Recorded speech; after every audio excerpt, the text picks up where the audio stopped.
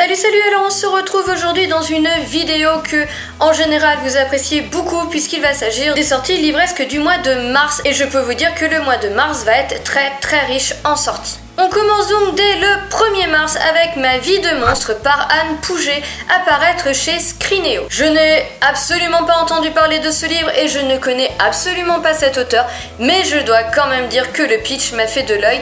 Après, je ne sais pas du tout ce que ça va donner, mais je pense que si c'est bien écrit, ça peut être très sympa à suivre. Parce qu'en effet, ici, on retrouve quand même la fille de La Belle et la Bête à la cour de France sous Catherine de Médicis. Je trouve qu'on a un melting pot qui, s'il est bien écrit, peut être vraiment sympathique. On va ensuite passer au 6 mars avec Identité par C. Cizel et apparaître chez Plume Blanche Édition. Ici, honnêtement, je dois vous l'avouer, c'est la couverture qui m'a réellement intriguée parce que le résumé vous en dit fort peu et j'ai du mal à savoir de quoi ça parle. Ceci étant, je pense, mais je ne suis pas sûre, je pense qu'il s'agit d'une dystopie.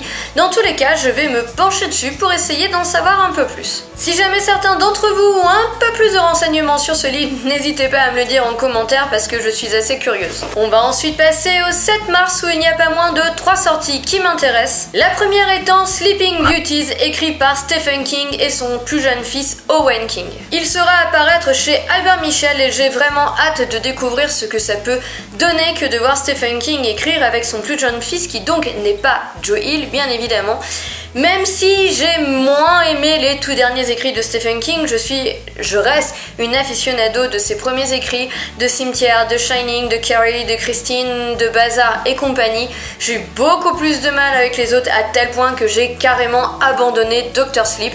Pour autant, je pense que je laisserai sa chance à Sleeping Beauties. Ensuite, nous allons voir aussi le 7 mars Les Ombres de Julia apparaître chez Milan et écrit par Catherine Egan. Ici, visiblement, nous allons nous retrouver dans une nouvelle série dans un monde empli de magie avec un bon côté steampunk. Alors, je ne connais absolument pas cet auteur, je n'en sais pas des masses sur ce livre, mais je dois dire quand même qu'il m'a fortement intriguée et donc, faible que je suis avec cette jolie couverture, je ne pouvais que vous notifier cette sortie. Enfin, le 7 va sortir La Légende des 4, le tome 1, Le Clan des Loups, écrit par Cassandra O'Donnell et apparaître chez Flammarion Jeunesse. Alors certes, ici, ce n'est pas du young adulte, c'est carrément du jeunesse. Et personnellement, je n'ai jamais lu les romans jeunesse de Cassandra O'Donnell, je me suis toujours arrêtée à Rebecca King, que j'adore vraiment, mais je dois dire que le pitch m'a complètement conquise. En plus, Cassandra m'en avait parlé au salon du livre de Montreuil et je dois dire quand même qu'elle m'avait fortement intriguée avec ce livre et je crois que je vais aller le découvrir, même si c'est un roman jeunesse, je pense qu'il pourrait être bien sympa. Ensuite, nous allons passer au 14 mars avec le tome 1 de Royal par Camille Versier et apparaître chez Hachette. Ici, visiblement, nous allons nous retrouver dans une dystopie qui devrait aborder des thèmes comme le clonage ou bien la personnalité. Alors, je ne vais pas vous le cacher, je trouve la couverture totalement affreuse, mais bon, vu que le résumé avait l'air assez sympa, je vais quand même me pencher dessus. Dans tous les cas, je sais que pour l'auteur, c'est la publication de son premier roman et qu'apparemment celui-ci s'est déjà fait remarquer sur internet, donc on va voir ce que ça donne. Le 14, ce sera également la sortie de The Rain après l'apocalypse par Virginia Burgin et apparaître donc chez Bayard. The Rain, c'est du post-apo, j'ai lu le premier tome et je l'ai beaucoup aimé, donc en fait, dans cet univers, la pluie et donc l'eau en général devient toxique, mortelle pour les gens. Donc vous imaginez qu'il devient très difficile de survivre puisque vous ne pouvez pas sortir dès qu'il pleut, mais que aussi l'eau ne devient plus potable. J'avais bien aimé ce premier tome qui aborde, je dirais, des aspects quelque peu inhabituels des romans survivalistes et sur d'autres côtés, nous restons vraiment dans un classique du genre. En tout cas, c'est très addictif, un véritable page turner et je suis assez contente de pouvoir retrouver cette suite aussi vite. Le lendemain, soit le 15 mars, marquera la sortie du deuxième tome de La Faucheuse, Thunderhead, par Neil Shusterman et apparaître à la collection R. C'est donc un deuxième tome qui est évidemment très attendu. Moi personnellement, j'avais bien aimé le premier, pour autant je ne fais pas partie de ces gens qui l'ont porté au nu parce que je ne l'ai pas trouvé sans défaut et dans mon souvenir, je crois que j'y ai trouvé quelques longueurs. Je pense aussi que ce livre avait été tellement plébiscité, on en avait tellement parlé que j'avais des attentes extrême dessus et que donc forcément j'avais mis la barre beaucoup trop haute. Ceci étant dit, il faut pas se cacher, c'est quand même un excellent livre, ce sera une trilogie et donc voilà le tome 2 qui sort enfin. Il faut tout de même noter que cette série va être adaptée au cinéma puisque a priori les droits ont été achetés par Universal Studios et là par contre je dois vous dire que vu l'univers et vu ce qu'il se passe, je pense qu'en film ça pourra carrément être super sympa, en tout cas si c'est bien adapté. Le 15 mars va aussi marquer la sortie du livre Le Dieu Oiseau qui en fait est le dernier roman d'Aurélie Wellenstein et qui, comme d'habitude, va paraître chez Scrineo. D'Aurélie Wellenstein, j'ai lu Les Loups Chantants, je n'ai pas lu ces deux autres romans parus chez Scrineo, mais en tout cas celui-ci a l'air sombre à souhait et il me donne vraiment envie de le découvrir. En plus, la couverture est somptueuse comme d'habitude en fin de compte avec les romans d'Aurélie chez Scrineo. Enfin, le 15 va aussi paraître une fin de trilogie que vous êtes beaucoup à attendre puisqu'il s'agit du tome 3 de The Winner's Curse qui s'appelle The Kiss, qui est écrit par Marie Rutkowski et qui sera à sortir chez Lumen Éditions. C'est le troisième et je crois dernier tome de cette série et moi je n'ai toujours pas commencé, donc là je ne vais vraiment plus avoir d'excuses pour m'y mettre, d'autant qu'en fait vous êtes vraiment nombreux à beaucoup aimer cette série, parfois un petit peu plus mitigé, mais dans l'ensemble les avis sont excellents, donc eh bien il va vraiment falloir que je me penche dessus. Pour le 15 toujours, je vous ai aussi noté la sortie du Lac des Cygnes par Alice Sola et apparaître chez Magic Mirror Éditions.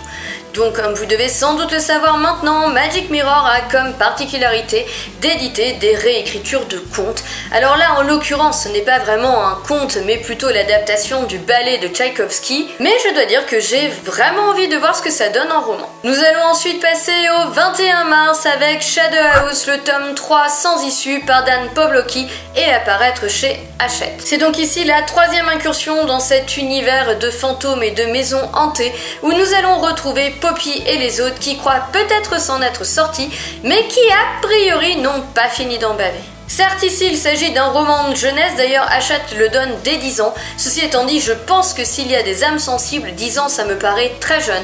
En tout cas je trouve que l'atmosphère est excellemment bien rendue, les objets livres sont magnifiques et agrémentés de photos qui donnent un petit truc en plus encore à cette histoire déjà fort sympathique. Le 21 il est possible que sorte, mais alors là je suis pas vraiment sûre de mon coup qu'il sorte le tome 5 de Meg Corbin et j'ai absolument mal écrit sur mon carnet donc je pense que c'est Cartivoire mais en fait je n'en sais strictement rien. Bref, c'est écrit par Anne Bishop et ce serait donc la sortie en poche chez Milady.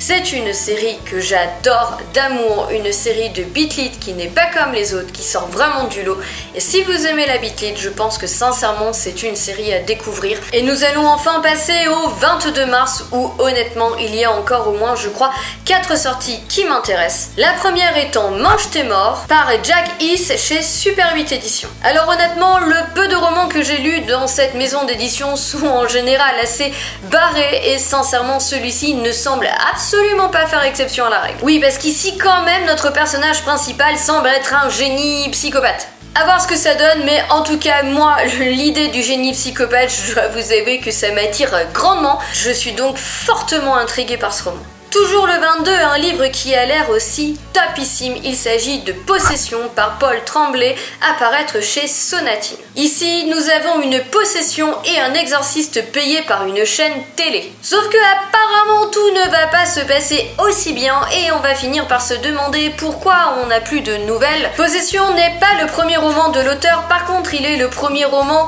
publié en France et je sais qu'a priori les droits de ce livre ont déjà été achetés en vue d'une adaptation au cinéma. Et qui a acheté ces droits? Je vous le demande, monsieur Robert Downey Jr. himself. Alors je pense que ça pourrait être sympa. Le 22, c'est aussi le jour de sortie du dernier Karine Gibel qui s'appelle Toute blesse, la dernière tue. Et donc en fait ici ça va sortir en grand format, donc ce sera chez Belfond. Karine Gibel est quand même une autrice francophone incontournable en ce qui concerne le thriller. Pour ma part j'en ai lu 2, je les ai adorés. Personnellement j'attends qu'ils sortent en poche et je les lis en poche. Mais voilà, pour ceux qui suivent Karine Gibel au fur et à mesure, vous serez donc certainement contents de savoir que vous n'avez plus que très peu de temps à attendre avant de pouvoir vous jeter sur son nouveau roman.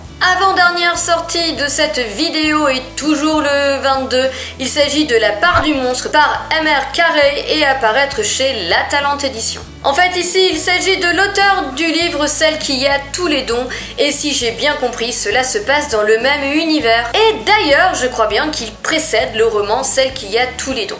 Celle qui a tous les dons, c'est un livre qui m'attire, un truc de dingue et je ne sais pas pourquoi. Je n'ai pas encore acheté, je n'ai pas encore lu alors qu'il a des super avis et donc eh bien je pense moi personnellement commencer par celle qui a tous les dons. Mais si vous l'avez déjà lu, sachez donc que son préquel entre guillemets, La part du monstre, sort bientôt. Je suis en revanche incapable de vous dire si on peut lire l'un sans avoir lu l'autre, je suppose puisqu'il s'agit d'un préquel. En tout cas, si vous le savez, n'hésitez pas à me le dire en commentaire. Enfin, le 22, ce sera aussi la sortie de Kiman par Karen McManus et apparaître chez Nathan Éditions. C'est un livre qui a déjà pas mal fait parler de lui puisque la version VO est déjà assez plébiscitée en France par ceux et celles qui lisent en anglais. Ici, nous allons nous retrouver dans une histoire où nous avons 5 personnes, un mort et donc 4 suspects. Et évidemment, tout le monde a quelque chose à cacher et donc qui sera le meurtrier. S'il est bien écrit et s'il est bien fait, sincèrement, ça peut être super sympa. Le pitch est vraiment tentant et je pense que je vais du coup me laisser tenter. Et bien voilà les amis, je crois bien que j'ai fait le tour de ce que je voulais vous présenter pour ce mois de mars. Donc n'hésitez pas à me notifier en commentaire d'autres sorties que j'aurais manqué. Comme vous savez, la liste est très loin d'être exhaustive puisqu'il y a plusieurs centaines de sorties par mois. Que moi personnellement, je vous note celles qui m'intéressent, celles des genres que je suis. Et même dans les genres que je suis, il est fort probable que j'en ai loupé. Donc n'hésitez pas à venir parler avec moi en commentaire. En attendant à tous, je vous souhaite une excellente journée et je vous dis à bientôt. Ciao!